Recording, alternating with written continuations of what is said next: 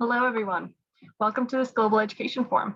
We're very delighted to have you with us today for this forum on bullets to books. We'll be recording this video, so we hope that everyone is going to be able to click through the settings and okay that, and captioning is available for this entire session if you'd like. As a graduate assistant and student in the International Training and Education Program, or ITEP, at American University School of Education, I'm very happy to welcome everyone into this community space where we're going to learn about this wonderful peace education program. As we will have various presenters sharing, please make sure to keep your microphones muted throughout.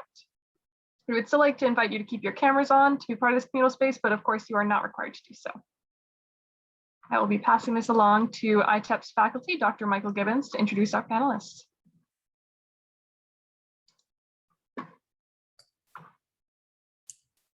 Thank you, Beck. Welcome, everyone. It's really nice to see all of you. This should be a fascinating presentation and hopefully Q&A near the end about a very topical topic.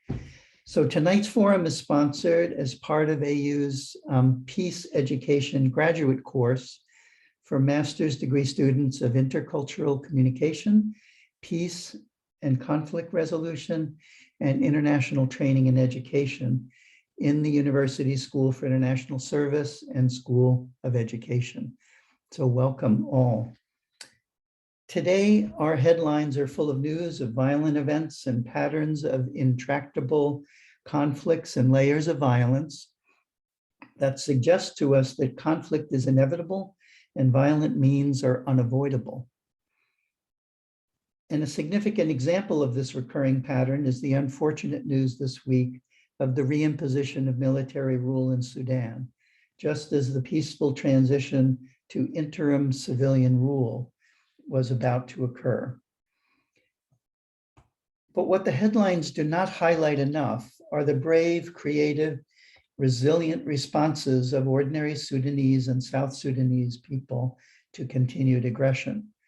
The streets of Khartoum and other cities are now filled with bankers, lawyers, shopkeepers, student groups, farmers, of multiple ethnic groups, all calling for a swift transition to civilian democratic governance.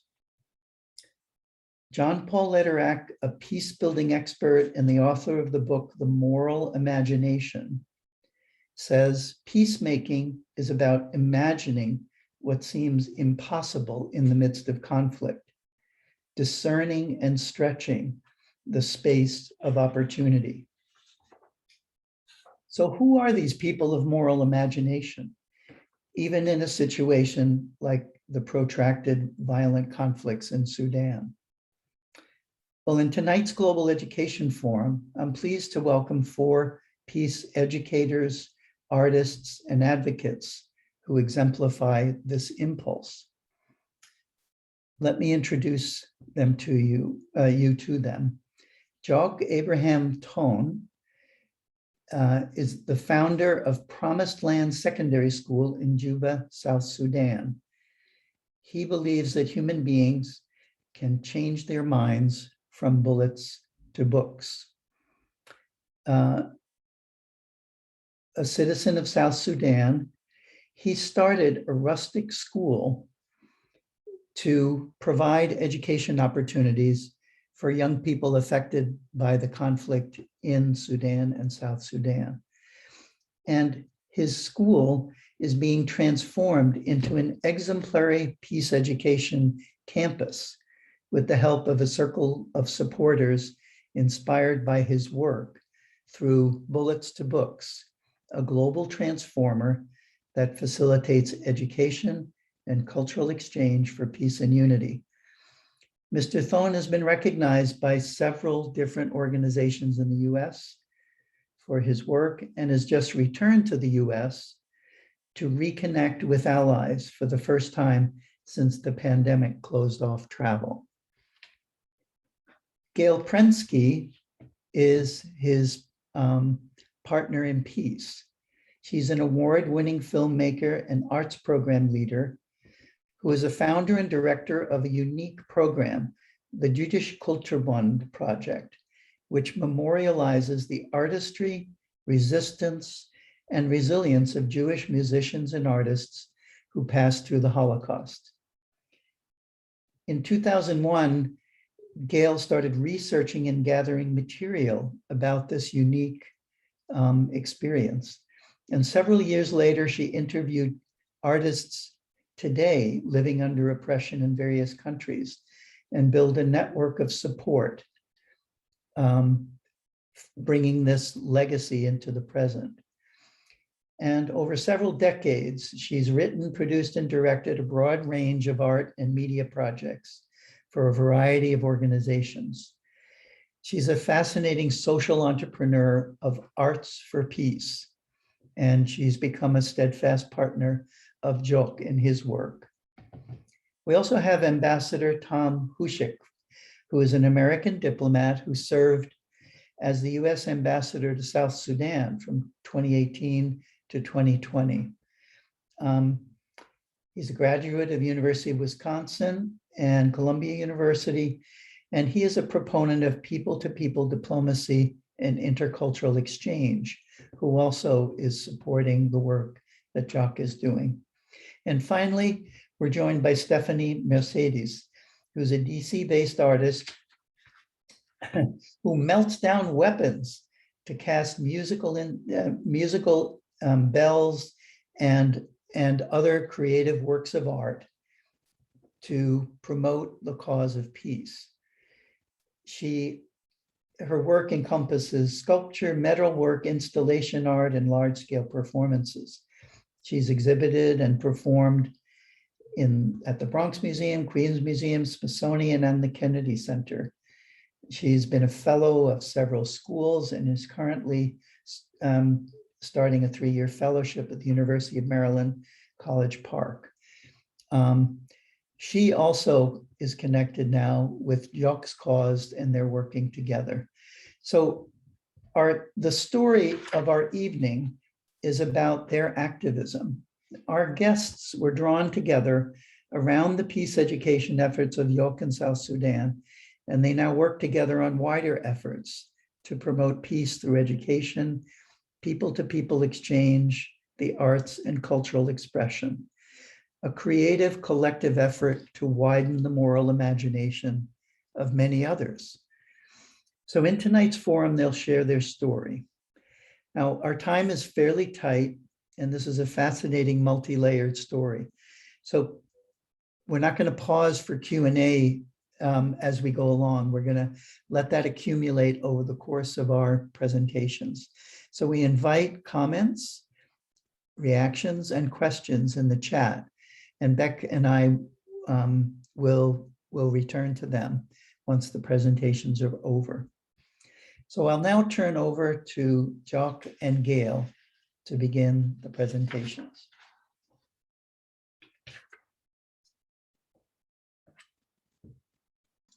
Oh, you need to unmute.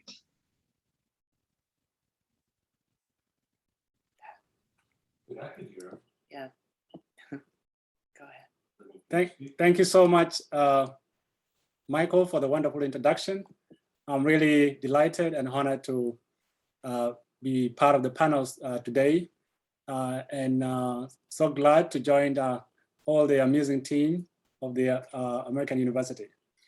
My name is Jok Abraham Thon. I'm the founder of Promised Land Secondary School in Juba, South Sudan.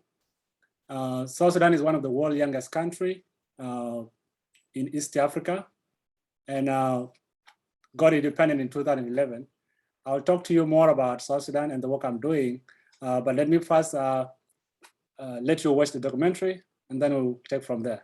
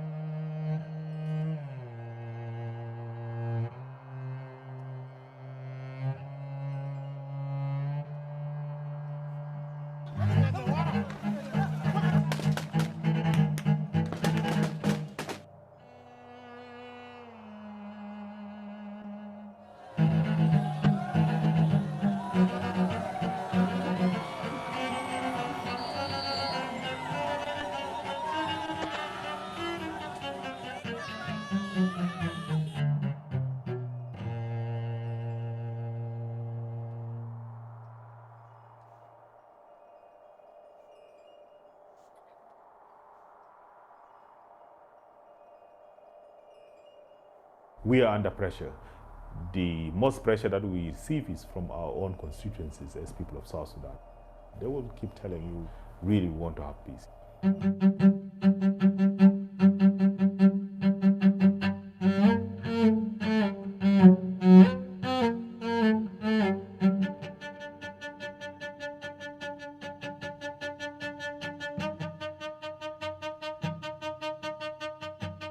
You'll hear stories in various localities of cattle raiding, revenge killings, a lot of those also on tribal lines or community lines. We need to understand each other in terms of how to lift up the level of education and how to lift up even our generation level. We need to give them how we can balance the life without that mindset that creates conflict.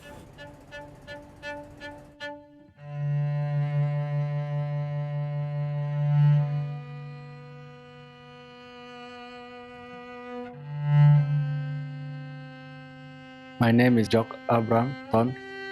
I believe nothing is impossible.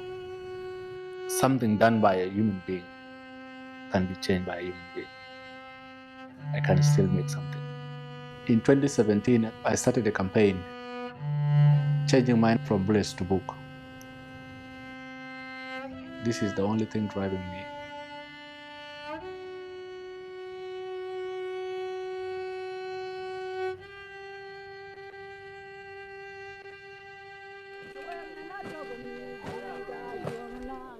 I was born in 1990. In 1991, we had a very destructive and deadly attack on our village by the rebels. So we flew to Uganda, and this is how our life began as refugees. The situation I went through changed my life. It was because I saw that illiteracy is tearing the country apart. So I put down temporary structures. In 2016, I made a public announcement that we have a school here, a secondary school. So if your child is willing to come, let them come and register. 280 students were registered.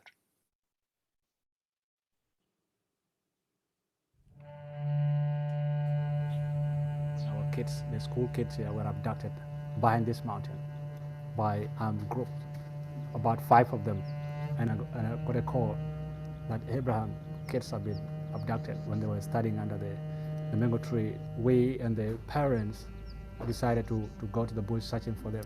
Just only 3 people, the 3 kids, managed to come back by their own. Others were scrolling because they were really beaten up, and 2 went missing up to now. And we thought they were thrown in the river because this is what we got from the ground. Having experienced that like one month in operation, because we opened the school on February 5th, and then this thing happened on the 23rd of March. And all this were happening because we didn't have the fence that keep the children inside the school safe. We don't need people to think of seeing the school kids as their enemies. During times of conflict, people don't get the opportunities to take care of themselves, So in terms of feeding, they are fed by the international community. In terms of maybe schooling, they have all these supports and so on and so on. So they so much get used to handouts, and then it becomes a very, very dangerous culture. That's not just bad for the country, but even it has an impact in the neighboring countries and so on, because people would always want to have that cycle. Positive development over the past year was that the ceasefire that's holding because of this peace agreement. The ceasefire gives South Sudanese and we people who want to see this country to a better future, it gives us some breathing space to try to tackle some of these much more difficult and enduring problems. We need more understanding among each other to understand the value of the peace agreement and the value of the people also. So we can sacrifice, because if you didn't sacrifice to provide something delicious to your people, you're not going to feel satisfied and you're not going to have a rest of mind. From bullets to book, it's a good initiative because you will find some families, they can't even afford the school fees for their children. Many of these young people are so eager, they're so eager to learn. Coming up with an idea of setting up a facility like the Promised Land gives an opportunity for very, very young people to try to further their education is something that can't be done by everybody else. A person like Jok realizes that there is a need, and he sees the need. You find people fighting for a war that they don't know why they're fighting their own brothers. Children are the most affected people in those conflicts. And this is why Blessed to Book and having this school in place will be the one biggest achievement ever. It's like now 5 years since they were constructed, temporary like this. There's too much water that may collapse on them. We cannot blame the rooms because they have reached their limits. And it will be good to rescue this before the collapse because we may not have any other options. I constructed this building in 2015. And now the termite have also eaten the poles inside here. That makes this wall more weaker. And it's a sign that it has come to an end. And you can see the bamboo is now all is eaten. This is the part of bamboo. They are moving in pieces. If we are lucky to get to resist this rainy season, that can take us up to the end of the year. So we keep on adding to make stronger. When I get little money, I have to add it on. And hiring people that do this is really costly. This room is the oldest room.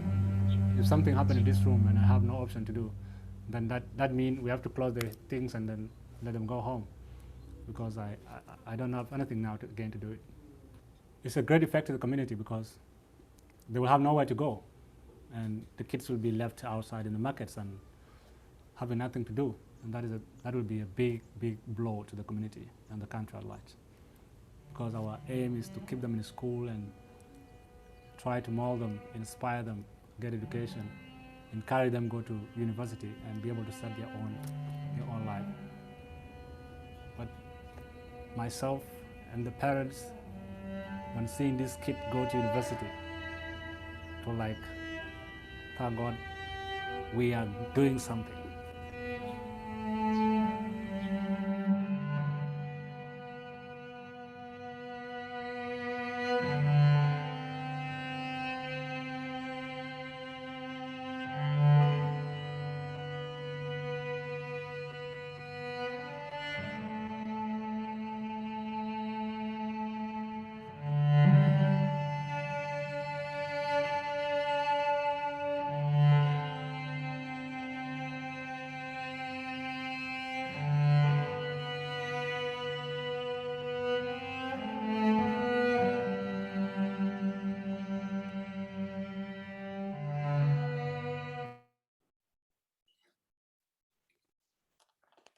Thank you so much. I'll begin by sharing a little bit of my story from where my journey started. It was in 2010, after completion of my high school in Uganda, I decided to come back to Sudan by then. So I boarded a bus and came to Juba, South Sudan, which is now South Sudan, but by then it was Sudan, the time I came, to take part in a referendum. A referendum was an opportunity given to Southern Sudanese people during the signing of the peace agreement in Kenya for the Southern people to determine the right of self-determination to become an independent country or to become one united Sudan. So I came back as a happy person trying to exercise my right and to put an end to the suffering of our people through my ballot. So in 2011, we voted, and I was so happy, like any other South Sudanese, to see our flag flying up for the first time. You could see the tears of joy and dancing across the street of Southern Sudan towns. And by then I was in Juba. So, and just 2 years and a half in our independence, enjoying the pride and expecting much from the government, like schools, expecting development of roads, infrastructures, and bringing our people back home, expecting a lot of things from the government. But that did not happen. The country went back to war between the president and the vice president.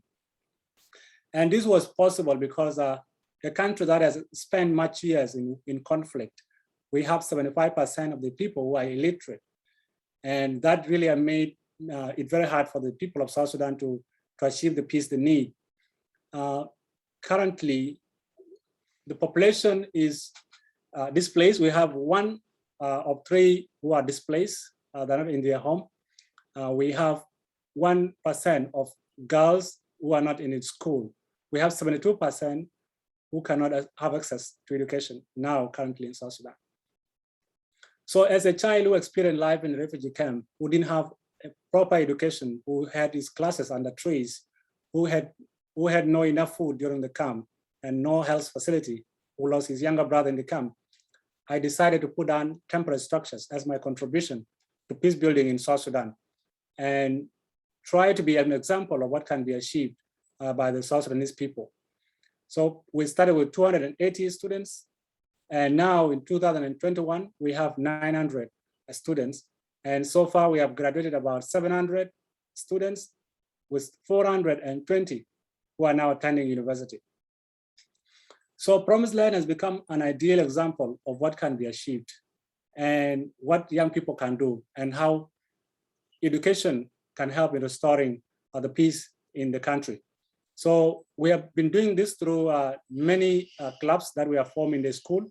We have Peace and Unity Club, we have Science and Health Club, we have Entrepreneurship, we have Gender-Based Violence Clubs, we have Leadership Club. So all these clubs have been means of bringing students together from different tribes, different schools to interact and share ideas, get new friends. So the method of bringing students together has worked out very fast, and the country has acknowledged, and also the community has seen the changes that are happening in the few years of Promised Land. So I would like to share, since we don't have enough time, and we'll address more of this in Q&A. So I would like to share with you my vision and what is a dream school, something that is not being believed in the country or by people that have seen it. It is seen as something impossible, but to me, I see something possible. So let's enjoy it together. It's a random of architectural design of a dream Promised Land secondary school.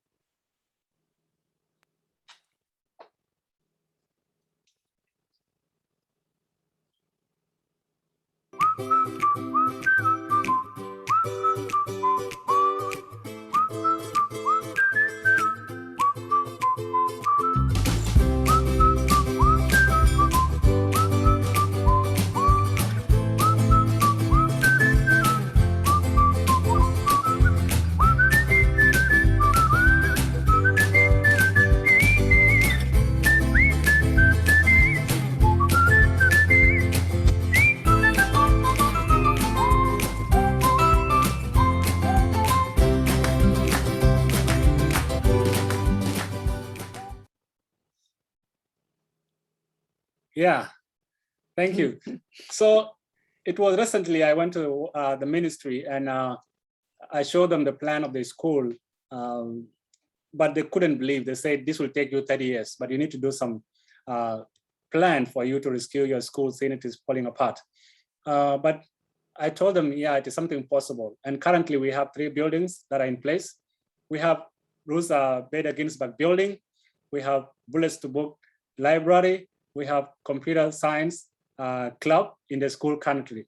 And if you can see critically the naming of the school, the classes in the school, they are based on my vision. They are based on what I need to see in the country. If you look at the Ruth Bader Ginsburg building, it's a symbol of justice and liberty. It's a symbol of rule of law in the country. I need to see a most transparent country and building citizens that really abide by law, or citizens that are out of corruption, or citizens that believe in peaceful coexistence. And if you see at Bullet to Book, I need to build a culture of reading, a culture of cultural exchange, because this is how we connect the world. We read books to know what is happening across the world. The computer lab, the computer center, it symbolizes the 21st century demand. And South Sudan has never had something like that.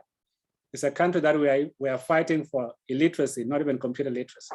But I want to show possibilities in the current situation of the 21st century. So my main goal of Promised Land Secondary School is to target every vulnerable child in South Sudan.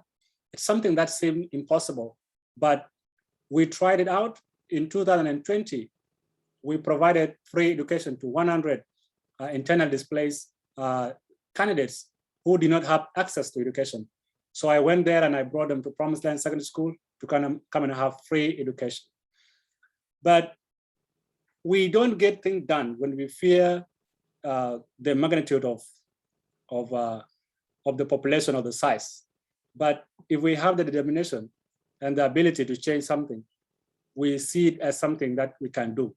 So if I talk about making Promised Land an idea example of what I need to see in the country, it may seem impossible to many, but I have the courage and believe that one day it will be something possible. We have so many children in villages of South Sudan that don't even know a classroom, not even a teacher. They're still in the villages, not even knowing what is a free country. Some of them, even if you ask them, who is your president, they don't know even if there's somebody who is a president. Nothing.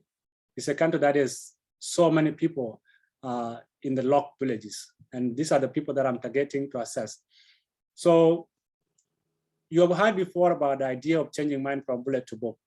This is my focus, and I believe in changing minds of the young people to believe in peaceful means through education, not gun violence.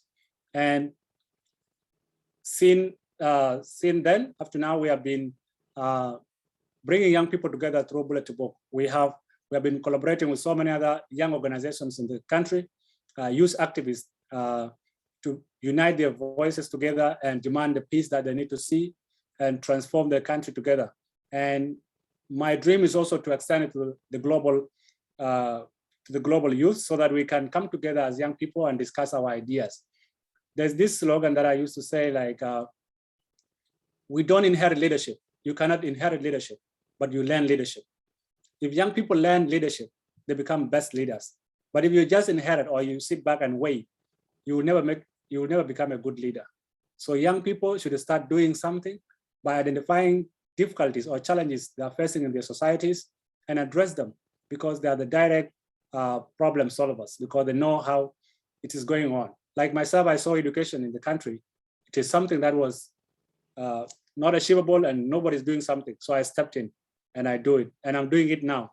So with Bullet to Book, when I came to the United States in 2018, as part of the Mandela Washington Fellowship, I was at the University of Delaware.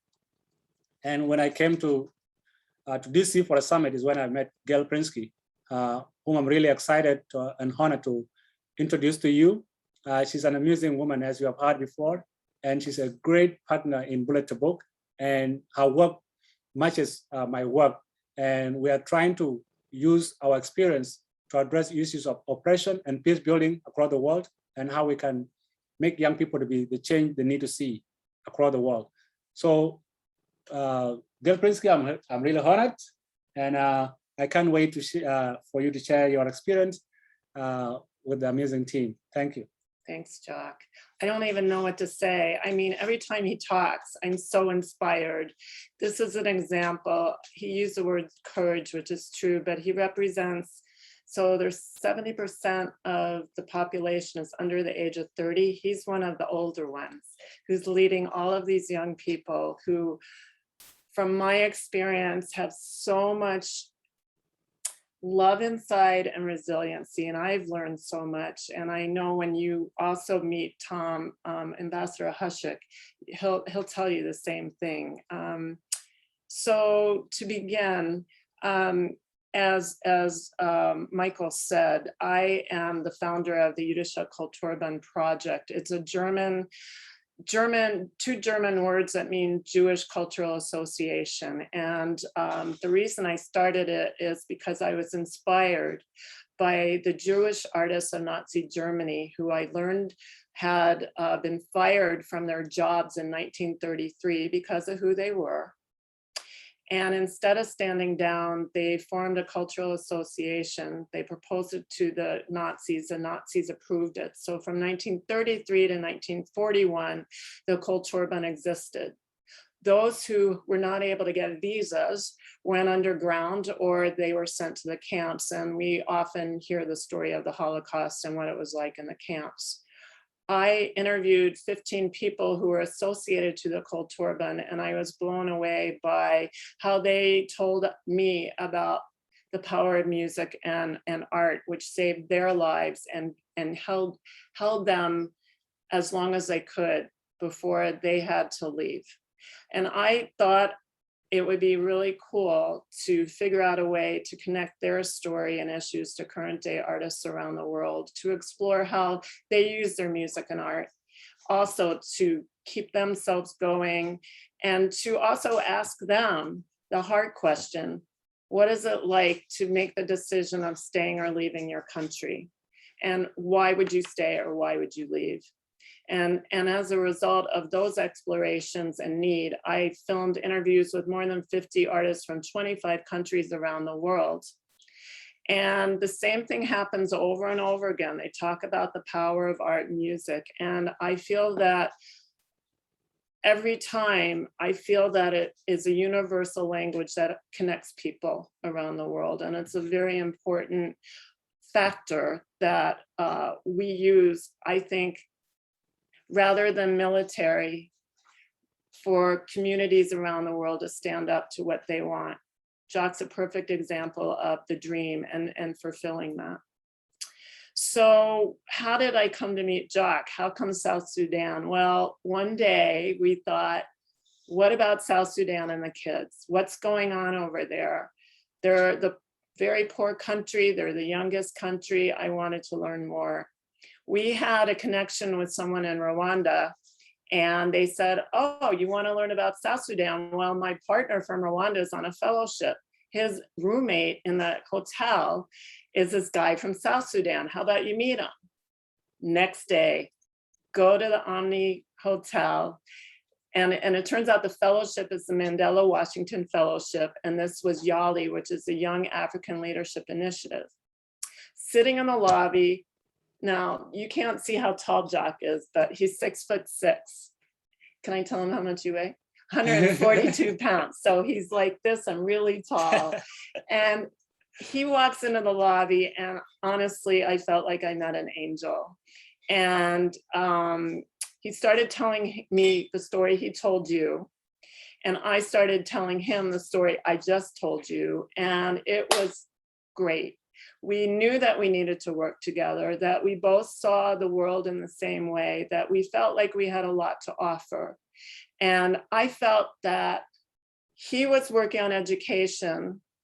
I was working on cultural exchange and how to connect people through music and art, and we went from there. The first two things I wanted to do was figure out a way to let other people know about what he was doing. So we started this idea that we needed to do a documentary film, which you just saw.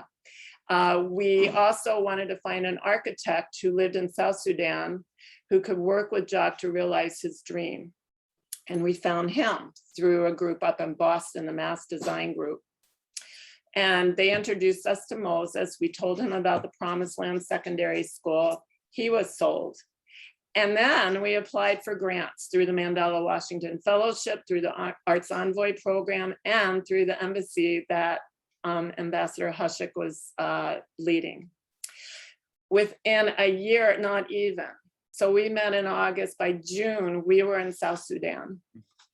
First country I've ever been in Africa is South Sudan. And I understand other people get to go to South Africa, but I went to South Sudan and I have no regrets. I was met at the airport by you and the kids, and love just was so powerful.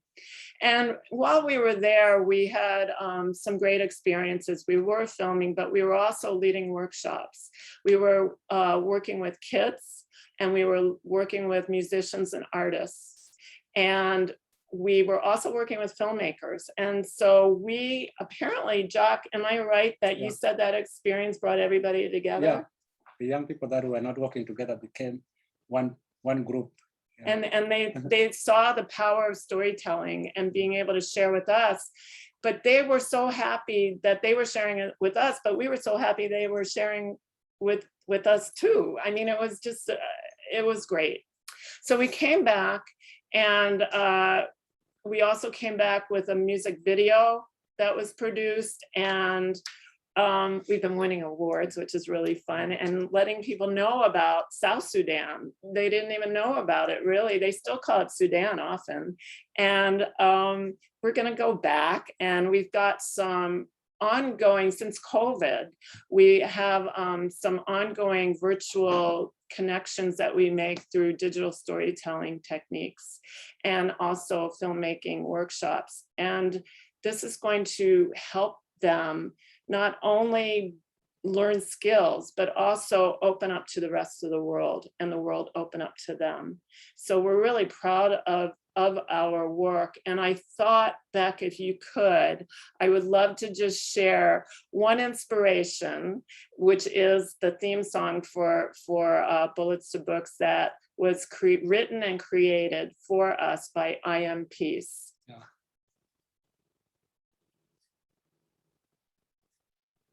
Tell me what you wanna do. For me, change is what I wanna do. Tell me what you wanna do. I wanna change bullet to paper. Education is a right for every child. Let's give them a chance to read and write. No child is meant to die. Give pens, don't give them guns. There's this story that I wanna change. Join hands and make a story change. Fikir haja side to belet na day. It's a derubi suletanile. Kalashili yale mederesa. Bukura hayatumon become better. Change your mind, change your mind. Change your mind. You better change your mind. Pen and paper can change your mind. You better change your mind. Change your mind. Will never change your mind. Change your mind. You better change your mind. Change your mind. Change your mind. You better change your mind. Yeah, yeah, Ruga, is cool. Yeah, yeah, Ruga, is cool. Yeah, yeah, Ruga, is cool. Yeah, yeah, Ruga. So I just want to say one other thought, and then I'm going to hand this over to Ambassador Hushek. But one of the things, I'm so proud of all of our work together, but something that was very moving was when I first went and did these workshops, and I told them the story of the Kulturbund artists, the Jewish people, and the persecution, and then their reaction by continuing with their art and music. And the kids, the artists, they all said, this is our story, which I didn't expect. And they still say that. And you all feel like you're really a part of the Kulturbund. Yeah. Yeah. And, you know, we feel part of it because we see a lot of not exclusion. We are not, some people see like they're marginalized. They're not part of the things that are happening. So, and when we learn about the Jews, we see, okay, they went through this and they overcame all these challenges. So we can also do the same thing. Yeah, so the kids have started doing amazing work. They've started to come together. Our alumni have started to come together, and artists. So everybody is trying to wake up, and it's a great sign of bringing an end to this conflict. Yeah, it's really great. I wish I had more time to tell you about the other things that we're doing, but we're here for Bullets to Books. And now I want to hand this over to Ambassador Hushek. Oh, okay, I took the mute off. Well, thank you so much. It's really a privilege to be included in tonight's program, highlighting Bullets to Books and the Promised Land School. These are some of the most inspiring projects I encountered during my stint as U.S. Ambassador to South Sudan. And just to provide a little context, our embassy in Juba had a very important mission, representing the world's oldest republic to the world's youngest, and youngest both in terms of nationhood, as Jok mentioned, but also in terms of its youthful population demographics. The challenges in South Sudan are enormous, working to end the brutal civil war, alleviating hunger and famine, countering widespread corruption, and combating forced displacement, illiteracy, infectious diseases, widespread poverty, the list goes on. We thought a lot about how to promote the kind of resilience needed to build a lasting peace and to help heal the trauma that has touched really every South Sudanese family, and to aid in building the conditions for development, economic development, good governance, and even hope. As a US diplomat, we had powerful tools to tackle these challenges. For example, high-level engagement and pressure to coax political leaders and in the government and in opposition to do the right thing. I had as many meetings with the presidency as I needed to have. We had generous assistance programs funded by the US taxpayer to prevent famine and to invest in health and education. And really everybody in the audience who pays taxes should take some real pride in these programs. But really years of experience in South Sudan and elsewhere leave me convinced to the core that the best investments we make are not necessarily the biggest investments. Among the most valuable activities embassies undertake are in what we call people-to-people diplomacy, which is what I wanted to talk to you about tonight. It's the direct local interactions, including cultural and educational exchanges, especially with the youth of our partnering countries. In South Sudan, I would point to the YALI program, which first gave Jok the opportunity to travel to America on the Mandela Fellowship, along with other young Africans. And as you heard, during that exchange, he met Gail, who later came to Juba on a reverse cultural exchange program. Gail was a pioneer in this, helping the embassy to reestablish these exchanges after a several-year break caused by the Civil War. They're a low cost but highly valuable exchange, and they're a key part of people-to-people diplomacy. They expand opportunities for future leaders such as Jok and strengthen relations between South Sudanese people and the American people. So even though the headlines and our headquarters back in Washington paid most attention to the high-level diplomatic engagements to hammer out a peace agreement or to fund humanitarian and development programs, by far my favorite tool and the part of our work that always inspired me the most and gave me the most hope for South Sudan's future was promoting people-to-people diplomacy. A low-cost, bottom-up, soft power approach that I believe will ultimately be the most effective and sustainable lever for positive and lasting change in the lives of our South Sudanese sisters and brothers. There's probably no magic formula for tackling South Sudan's biggest challenges. Violence, corruption, poverty, trauma, these are all among the most difficult challenges we face.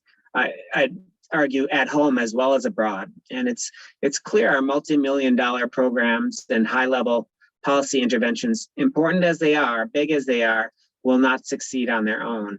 And I came away from Juba more convinced than ever that more people-to-people diplomacy is necessary, more community-level interventions, building and reinforcing local resiliencies, providing individual opportunities, especially for the youth of South Sudan.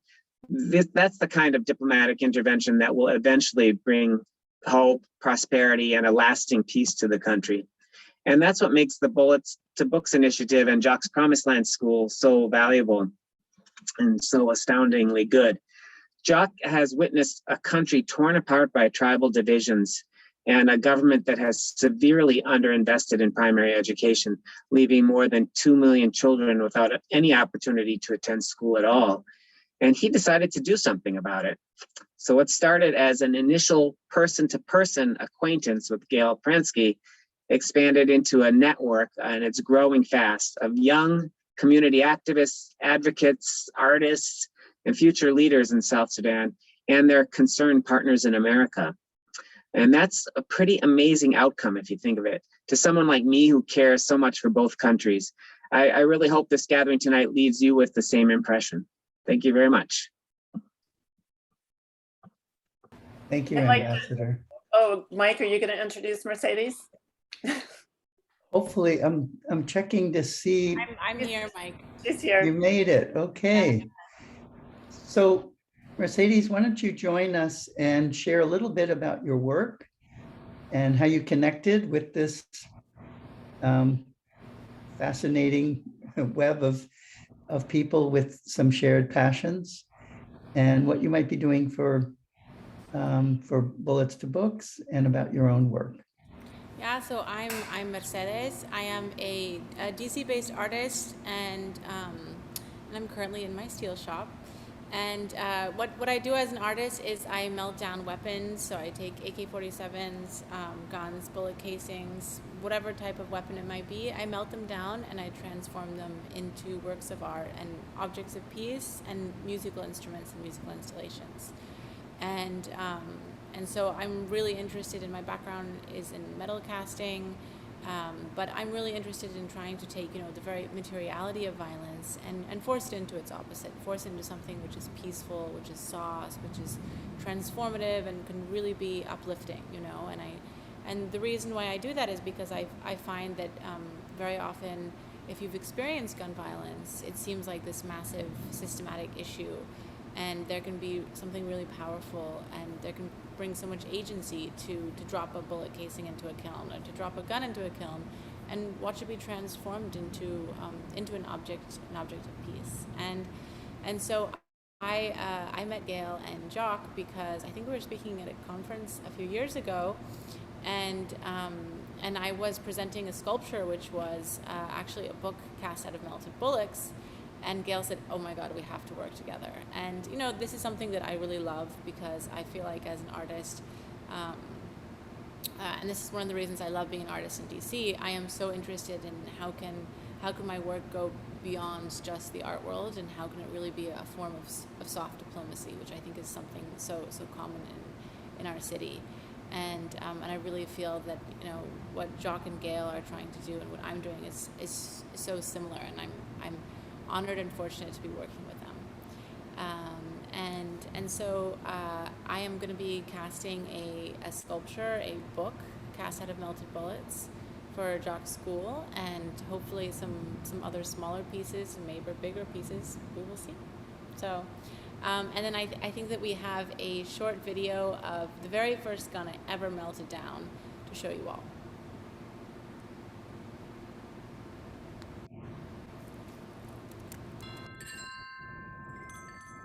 In honor of those who died in the Orlando Pulse Club massacre, I melted down a 6-hour MTX rifle, the exact rifle that was used during the tragedy, and using that aluminum from the assault weapon, I made 49 Liberty Bells for each of the victims who died.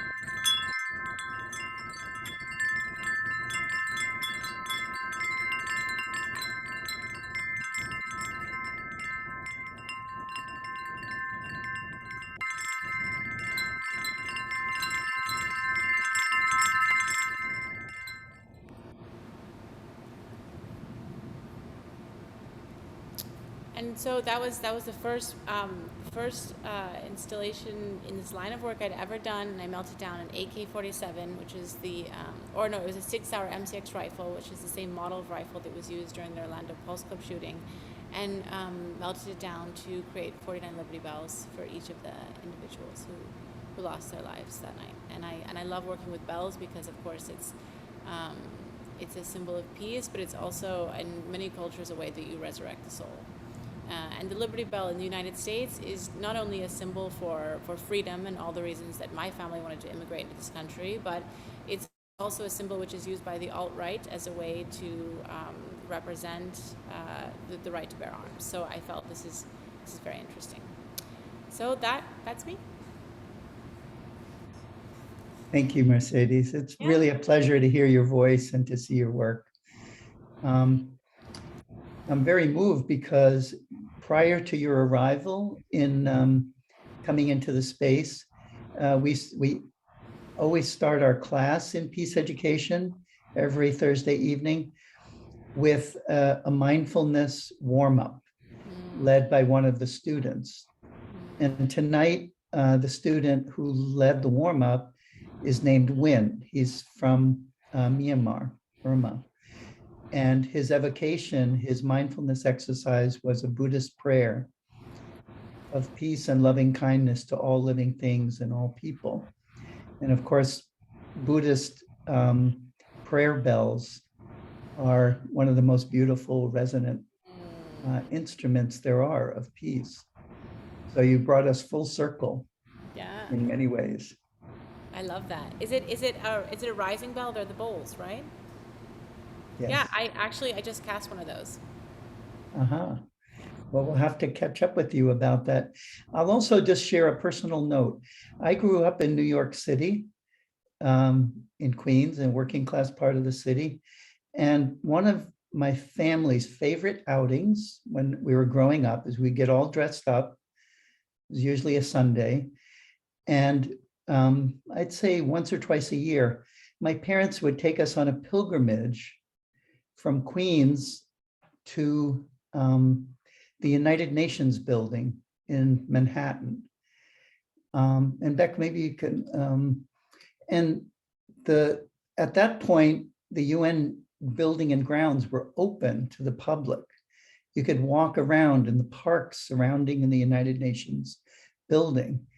And one of them, the park was filled with art donated by artists from around the world promoting peace.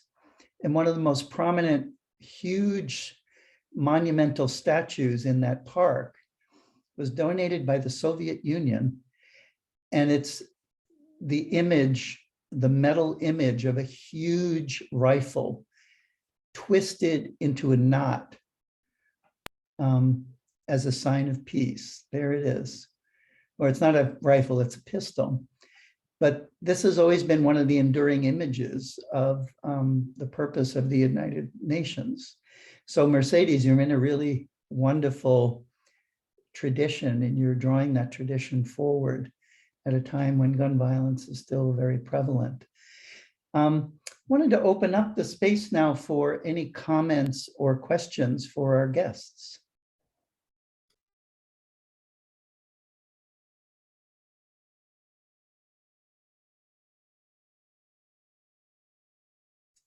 Tracy or Emily or Derek or other friends who are here.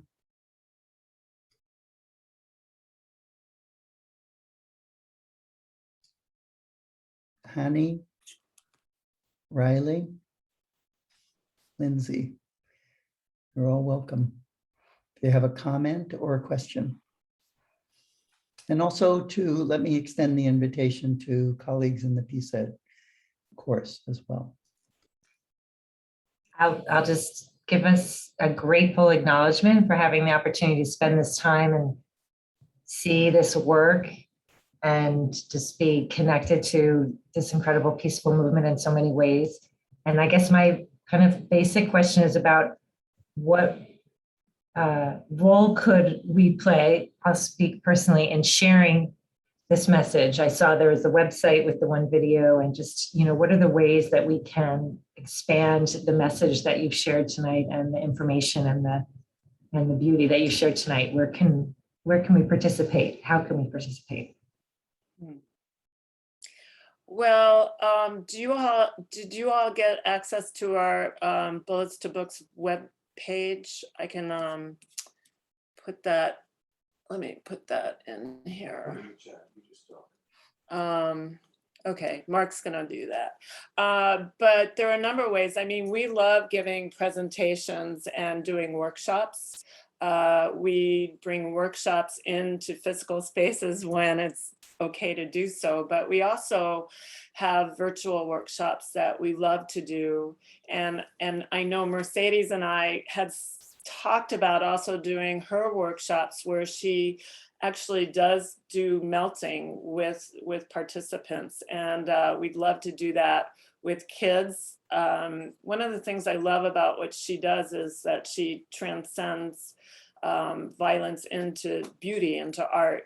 And that's the same thing that we do in our interactive kinds of workshops where we do the storytelling, and it's about the participants sharing through their expressions, and we have prompts that are visual, that are music, and are written. So and we can create themes around them. So that's what we do, and we would always welcome people to invite us to do that with them. Thank you, Tracy. Any final comments?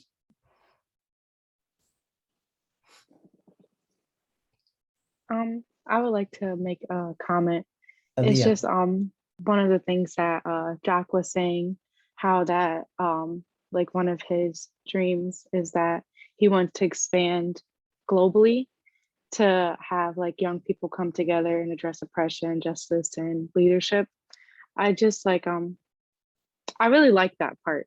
I really like that, and like I share that dream too of just, you know, young people coming together and fighting oppression and getting justice, you know, and making change. So I just wanted to say that I really like that. That is what you said. So yeah. Thank you, Aaliyah. Thank you. Thank you.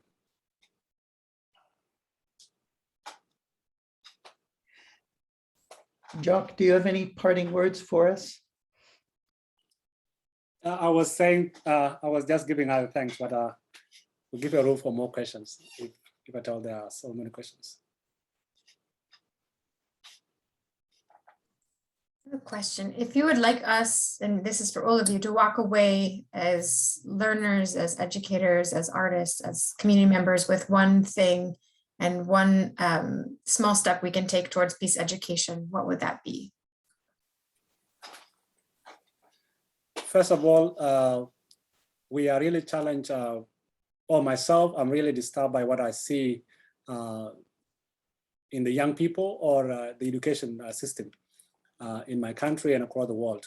And if you look at the problem that we are facing in the world, the corruption, the killing, this does not exempt the educated people. They are not exempted. They are also doing it. So if there's a way we can change the narrative of this education and be able to add in some values of peace and humanity so that people embrace the importance of human being. To start with embracing the importance of human being. One of my exciting time in the United States when Gail and Mark are driving around the city, when I see these huge passovers, where I came from, they're called flyovers. I see them and I said, wow, they have big pillars. How did they design this? So when you start to look at the importance and creativity of a human being, you start to embrace and like it. And that means you'll value it and you'll work towards something that will elevate, not something that will deteriorate it. So if there's something that I can recommend is adding peace education in education so that young children will grow with the value of humanity, not just acquiring papers because they don't add any value. Thank you, Jok. Can I jump in too? Because I really like the way Emily worded her question. You know, what small step might we take? The main thing is to recognize that a small step can be just as valuable a step as a big step, and don't get overwhelmed. These are the small steps that people took with Jok when he was a young man. Look how they're paying off now. So it's just, sometimes it's hard. I found it hard sometimes being in countries like Afghanistan or South Sudan to keep that kind of optimism, but that recognition that even the small steps really matter is important. So. I also like the idea that what hurts one person hurts us all. So, what's going on in South Sudan affects all of us, and their security is our security. And I think that that's something that we need to remember. Yeah, and you know how I developed this when I was coming from South Sudan to the United States the first time in Ethiopia Airlines. I listened to one of the books, and what was so interesting was every grand human invention start when somebody believed beyond their imaginations. I don't know whether I put it right, but I don't know who can correct. Ambassador, do you have anything about that? But if it wasn't quoting somebody else, we'll start quoting you on that, Jok. That's good. Yeah, so I was tired because when I looked about the invention of gun and how it is in the current day, it started as something, a powder, and now it has gone to a weapon of mass destruction. That means we have taken education to a different level. One person can just decide to take away the whole world. That means the ethics of education is not human-oriented. It is something which is personal. So we have to change it to be human-oriented so that we believe in the importance of human being. Yeah. That sounds like the final word.